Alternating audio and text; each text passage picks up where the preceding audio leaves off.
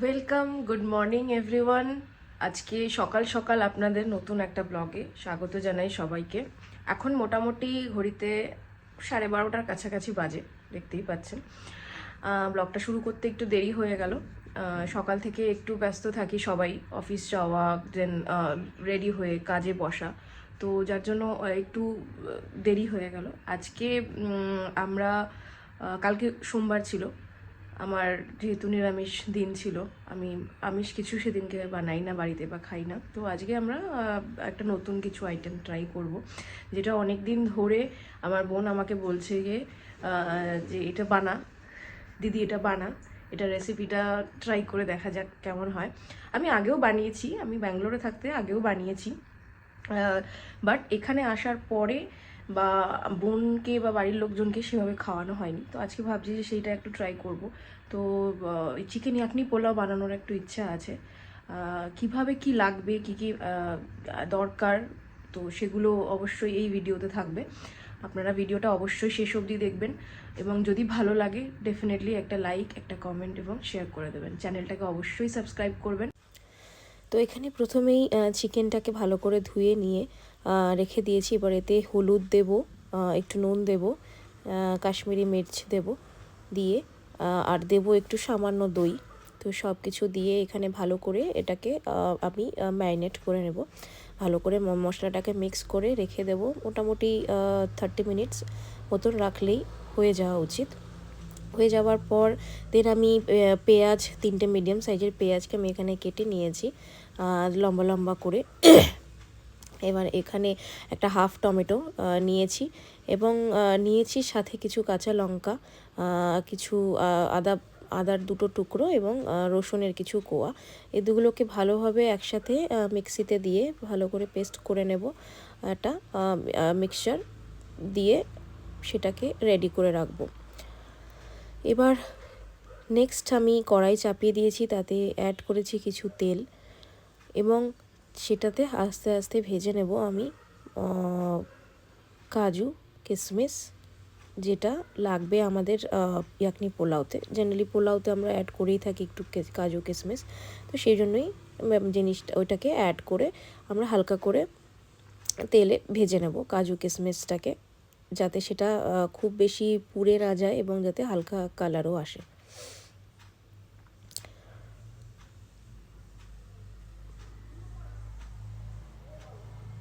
তারপর কড়াইতে তেল দিয়ে সেটাতে আমি অ্যাড করেছি গরম মশলা, গোটা গরম মশলা, এবং কাটা স্লাইস করে রাখা পেঁয়াজগুলো। তো পেঁয়াজগুলো দিয়ে ভালোভাবে সেটাকে নেড়ে চেড়ে তারপরে আমি অ্যাড করব আদা রসুনের বাটা। সেটাকে কিছু পরে আমি রেখে দেবো। আচ্ছা, এখানে আমি বললাম যে যেহেতু আমার এটা চলছিল উপরে ইয়েটা চিমনিটা, তো তার জন্য কথা কিছু শোনা যাচ্ছিল না, তো আমাকে নিয়েও জোরে বলতে হচ্ছিলো। তো যাই হোক, সব কিছু করার পরে চিকেনটাকে আমি এখানে দিয়ে দিয়েছি, অ্যাড করে দিয়েছি আলুগুলো। ভালো করে চিকেনটাকে কষিয়ে এর ভেতরে হালকা করে পরিমাণ মতো আমি লবণ দেব। লবণ দেওয়ার পরে ভিজিয়ে রাখা চালগুলোকে আমি ওর ভেতরে দিয়ে দিয়েছি, আর অ্যাড করে দিয়েছি ঘি, গরম মশলা এবং কাজু কিশমিশগুলো। তো হয়ে গেছে আমার। সেটাকে কিছুক্ষণ লো ফ্লেমে রেখে দেওয়ার পরে আলটিমেটলি ভাতটাও রেডি হয়ে গেছে। ভাতটা চিকেনের সাথেই ফুটেছে এবং রেডি হয়ে গেছে আমাদের ইয়াকনি পোলাও। দুপুরবেলা খাওয়া দাওয়ার পরে লাঞ্চ ফাঞ্চ করে একটু অফিসের কাজ ছিল, সেটাকে কমপ্লিট করলাম। দেন একটু রেস্ট করে সন্ধেবেলা এই জাস্ট উঠে জাস্ট একটু গ্রিন টি নিয়েছি। আমরা সকাল সন্ধে দুবার একটু গ্রিন টি খাওয়াটা আমার পছন্দ, ভালো লাগে। আর সাথে একবার একটু শীতকাল বলে একবার একটু কফি বা চা, যে কোনো একটা নিতে পছন্দ হয়। যাই হোক, তো চা খাওয়ার সাথে সাথে আজকে যে বললাম যে কর্পূরদানিটা অর্ডার করেছিলাম এই জেপ্টো থেকে, তো এটাকে দেখবো এটা কিভাবে কাজ করে। এটাকে জেপ্টো থেকে অর্ডার করা হয়েছে। এটা ভীষণই একটা সুন্দর, দেখতে তো খুবই সুন্দর, এবং এটা কিভাবে কাজ করে সেটা বোঝার চেষ্টা করব।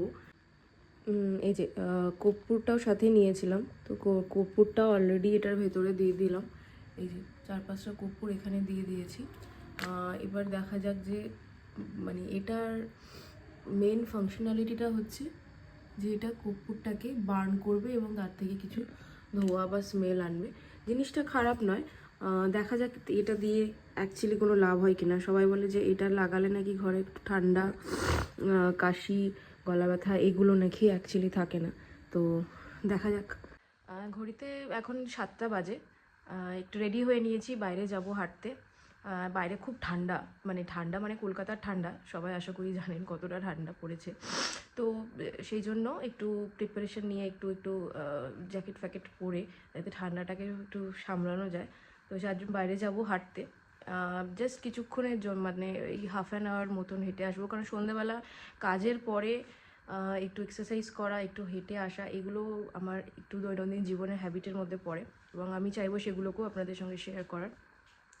তো যাই, বাইরে থেকে একটু হেঁটে আসি এবং বাইরে হাঁটার সময়, রাস্তা দিয়ে যাওয়ার সময় সন্ধেবেলা কলকাতার ঠান্ডায় কেমন জীবনে দৈনন্দিন জীবন কাটে, তো সেগুলোকেও ক্যাপচার করার চেষ্টা করব এবং আপনাদের সঙ্গে সেগুলো শেয়ার করব।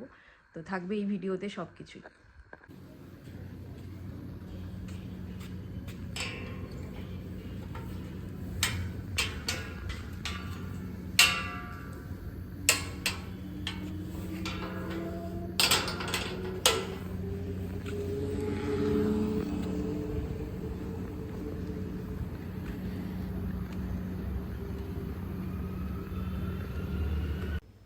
বেরিয়ে পড়েছি হাঁটতে।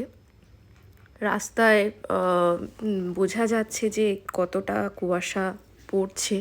সন্ধেবেলার 7টার সময় চারিদিকে এরকম একটা ঘন কুয়াশা, মানে কুয়াশার একটা আচ্ছরণ পড়েছে, সেটা দেখে বোঝা যাচ্ছে। এখানে একটা নতুন ক্যাফে হয়েছে, ক্যাফেটা হয়েছে অনেক দিনই। যাই হোক, আশেপাশে দেখতে পাচ্ছেন কিভাবে সবাই সন্ধ্যের যে একটা শীতকালের যে একটা আমেজ, সেটাকে কিভাবে সবাই এনজয় করছে। ভালো লাগে বেশ সন্ধেবেলাটা, শীতকালে স্পেশালি এই একটু বেরোনো, একটু হাঁটতে যাওয়া, এইগুলো খুব ভালো লাগে। এখানে একটা চাউম্যান খুলেছে। চাউম্যানটা এখানে নিউ টাউনে আমাদের এই এরিয়াতে অনেকগুলোই আছে, যেগুলো নতুন খুলেছে। আসা হয়নি এখনও, দেখা যাক নেক্সট কবে এটাতে আসা যায়। এটা আমাদের ব্লকের একদম ঠিক পেছনে, মানে আমাদের যেহেতু বিডি ব্লক, তো বিডি ব্লকের এটা বিডি মার্কেট, আমরা বিডি মার্কেট বলেই জানি। কিছু জিনিস আমার কেনার ছিল, বাট এখন আর যাব না, আপনাদেরকে একবার দেখিয়ে দিই। এটা ছোটোখাটো একটা ওই কমিউনিটি মার্কেট যেটা হয়, যেখানে সব দোকানপত্র আছে। আমি হাঁটছি এবং আস্তে আস্তে বাড়ির দিকেও অনেকটা এগিয়ে এসেছি, চলেই এসেছি অলমোস্ট। এখানে একটা স্টাইল লাউঞ্জ বলে হয়েছে, গ্রুমিং স্যালন। জানি না, এটা আমি এখন ট্রাই করিনি, বাট আশা করি ভালো তো লাগছে দেখে। তো তোমরা যারা নিউ টাউনের কাছাকাছি থাকো, নারকেল বাগানের কাছাকাছি এই ব্লকে থাকো, তোমরা এসে এটাকে ট্রাই করতে পারো। তো বাড়ির অলমোস্ট কাছাকাছি চলে এসেছি। এখানে একটা সুন্দর ক্যাফে মতো হয়েছে, জানি না বোঝা যাচ্ছে কিনা। ধীরে ধীরে বাড়ির একদমই কাছে চলে এসেছি। বাড়ির একদম উল্টো দিকে একটা ছোট চায়ের দোকান মতো হয়েছে, টি স্টল, যেটাতে কোনোদিন আপাতত যাওয়া হয়নি। তো এখন চেষ্টা করলাম ওটাতে যাওয়ার। এই যে এইটা হচ্ছে ওই চায়ের দোকানটা। এখানে দুটো ছোট্ট ছোট্ট বসে আছে। চাই হোগা ভাইয়া, চাই হোগা এক দিজিয়ে। জিজ্ঞেস করলাম যে চা হবে কিনা, তো একটা চা বানানোর কথা বললাম। এটা হচ্ছে ওই বাড়ির উল্টো দিকের টি ক্যাফেটা, ঠিক উল্টো দিকেই আমার বাড়ি, এইখানেই আমার বাড়ি। তো এটা অনেক দিনই হয়েছে দোকানটা, বেরোনো হয় না, আসা ঠিক মতন এখানে খাওয়া হয় না। তো দেখা যাক ওদের চাটা কেমন। এই যে চা চলে এসেছে আমাদের, গরম গরম বেশ ধোয়া ওঠা চা, সন্ধেবেলায় একটা আলাদাই তৃপ্তি, বেশ ভালো লাগলো। সন্ধেবেলা ফিরে আসার পরে টুকটাক কিছু ঘরের কাজগুলো ছিল, সেগুলো করলাম। একটু টিভি চালিয়েছিলাম, সেটাও একটু দেখলাম। বোনও চলে এসেছে অফিস থেকে, তো আমরা এবার ধীরে ধীরে ডিনার করব। রাত্রি এখন মোটামুটি 9:30 10টার মতো বাজে, তো আমরা এই সময়ে খেয়ে মোটামুটি খাওয়া দাওয়ার করে নিই, খুব দেরি হয় না।